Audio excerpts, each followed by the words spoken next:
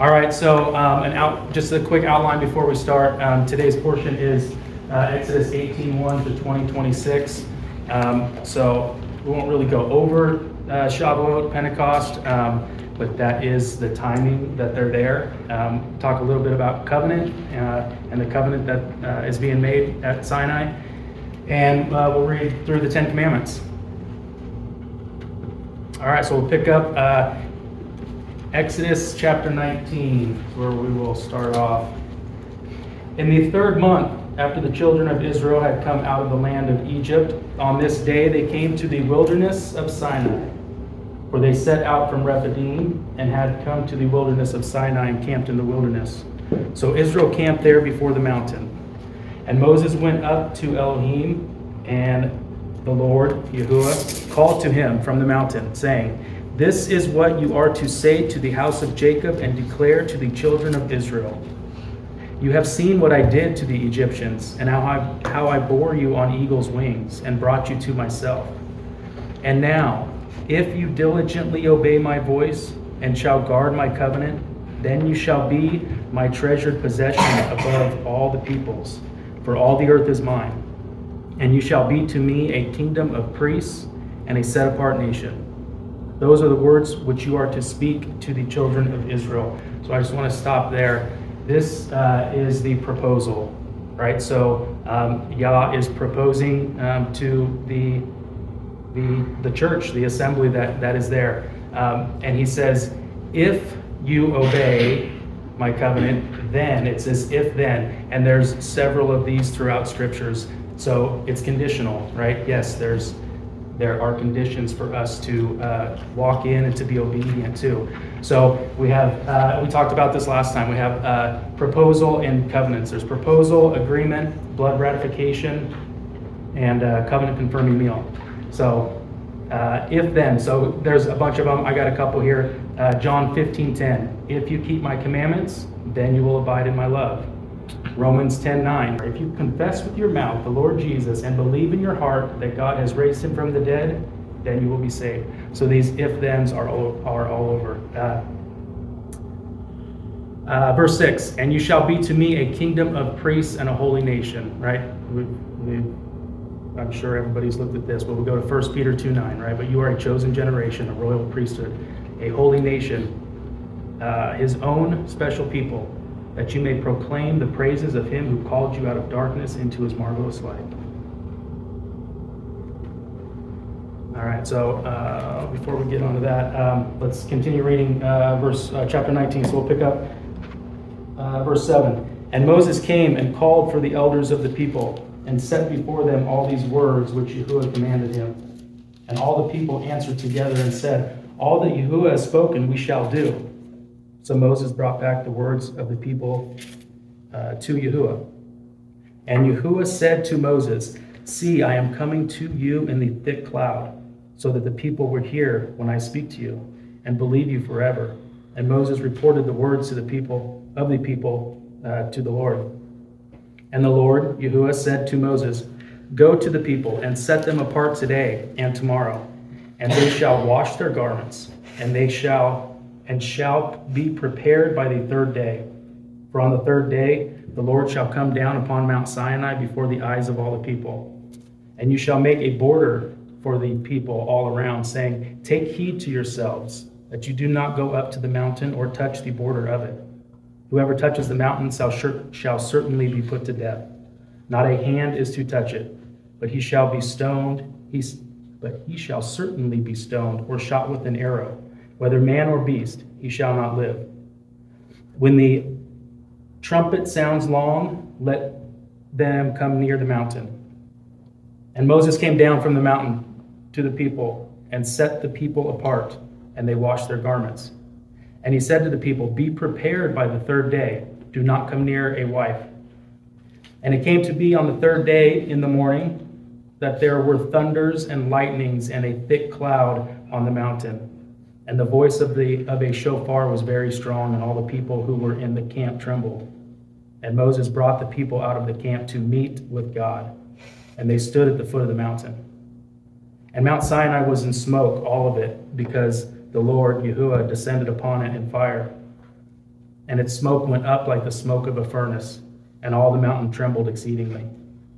And when a voice of the shofar sounded long and became very strong, Moses spoke, and God answered him by voice. And the Lord YHWH came down upon Mount Sinai, on top of the mountain, and YHWH called Moses to the top of the mountain, and Moses went up. And YHWH said to Moses, Go down and warn the people, lest they break through unto the Lord to see, and many of them fall. And let the priests who come near to the Lord set themselves apart too, lest the Lord break out against them. And Moses said to the Lord YHWH, The people are not able to come up to Mount Sinai, for you warned us, saying, Make a border around the mountain and set it apart. And YHWH said to him, Go down, and then come up, you and Aaron with you. But do not let the priests and the people break through to come up to the Lord, lest he break out against them. And Moses went down to the people and spoke to them.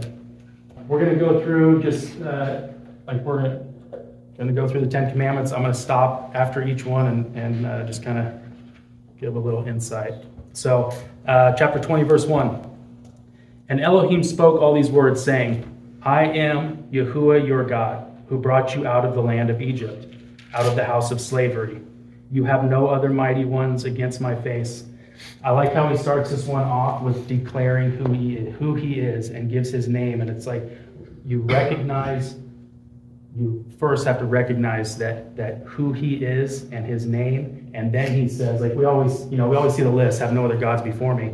But it really starts out this declaration, this covenant saying, this is me. Now here's how we're going to move forward with this. All right, so we'll pick up verse 4. You do not make for yourselves a carved image or any likeness of that which is in the heavens above, or which is in the earth beneath, or which is in the waters under the earth. You do not bow down to them nor serve them. For I, YHWH, your Elohim, am a jealous God, visiting the crookedness of the fathers on the children to the third and fourth generations of those who hate me, but showing loving commitment to the thousands, to those who love me and keep my commandments. I like how this one has, it's got a condition too, right? It's the crookedness of the father to the third and fourth generation of those who hate me, but his loving commitment, his mercy to the 1,000 generations of those who love him and keep his commandments. And you go to John 14:15, right? It says, if you love me, keep my commandments. Psalm 103:17 and 18 say, but the mercy of the Lord is from everlasting to everlasting upon those that fear him and keep his covenant, to those that remember his commandments to do them. All right, verse 7. Do not bring the name of YHWH your Elohim to naught. For the Lord does not leave the one unpunished who brings his name to naught. Now, a lot of the Bibles say do not take his name in vain, right? But the word vain is Strong 7723, and it's emptiness, it's nothingness. It's, yes, we should not take his name, swearing, but it's really what he's saying is do not bring his name, do not make his name void. Do not bring it to mean nothing. And we see the importance of his name throughout Scripture. And what he's saying, I just think it's important to realize that he's saying, don't make my name worthless. Verse 8, remember the Sabbath day to set it apart. 6 days you labor and shall do all your work. But the seventh day is a Sabbath of the Lord your God. You do not do any work, you, nor your son, nor your daughter, nor your male servant, nor your female servant, nor your cattle, nor your stranger who is within your gates. For in 6 days YHWH made the heavens and the earth, the sea, and all that is in them, and rested the seventh day. Therefore YHWH blessed the Sabbath day and set it apart. Something that's interesting about this is I counted the words, and I don't remember how many words are here, but there is more given about the Sabbath day on the commandments than like the next 6 combined.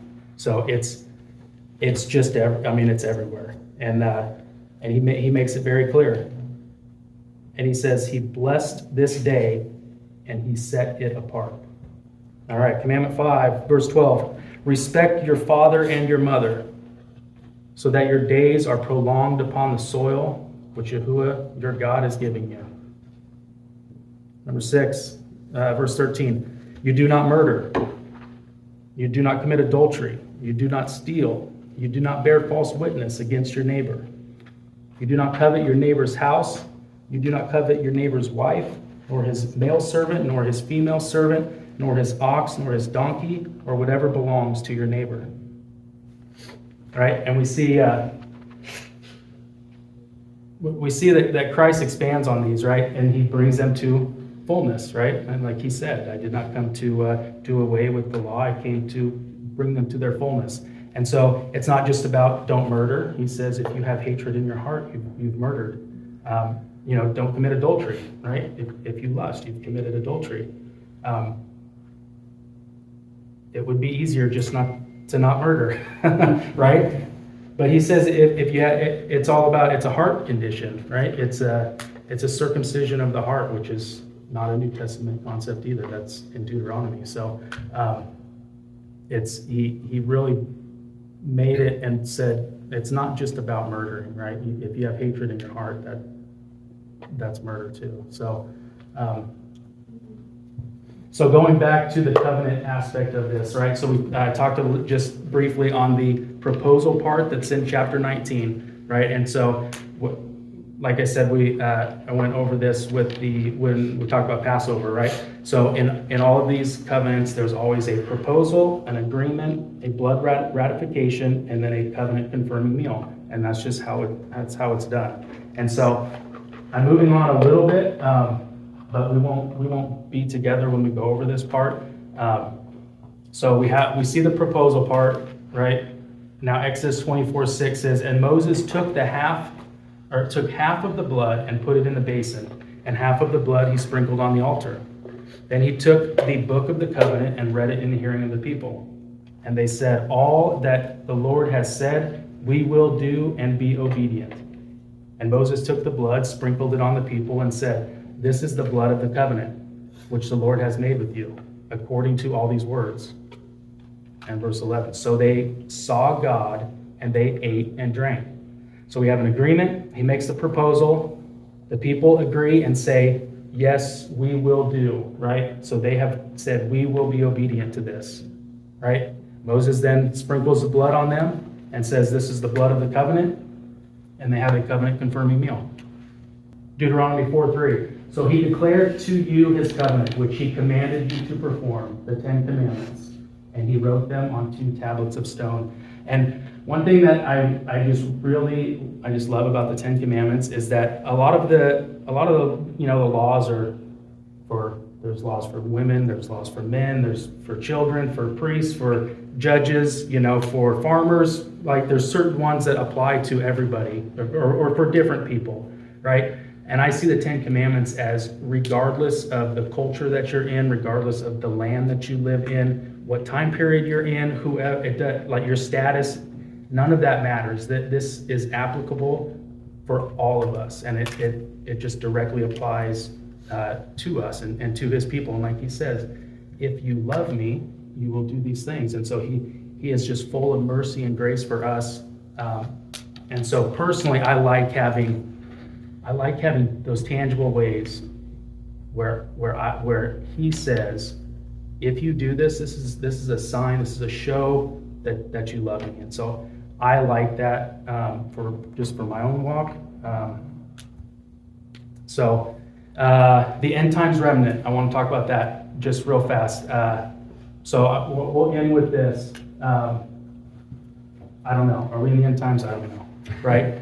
But what it does say about the end times remnant is that, and the dragon was wroth with the woman and went to make war with the remnant of her seed. Right? That's us.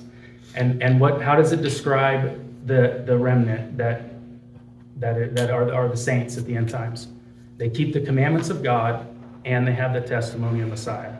Right? It's not one or the other. It's both of those things. That is the description of the end time saints.